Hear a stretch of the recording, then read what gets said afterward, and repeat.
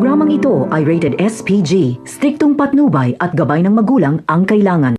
Maaga ngang ikinanta ni Thanos na nasa Quiapo matatagpuan si Tanggol. Paraan niya ito para hindi na pahirapan at pakantahin pa ni Espinas ang kanyang mga kasamahan.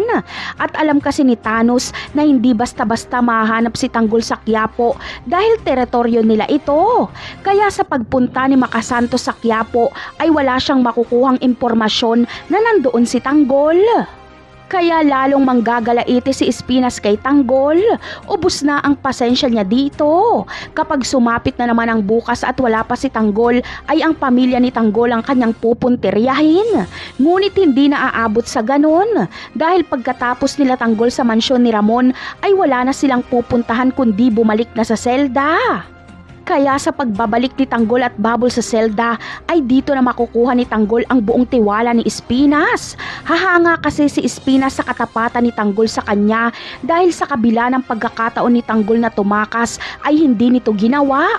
Pati si Celso ay ipagkakatiwala na rin si Bubbles kay Tanggol.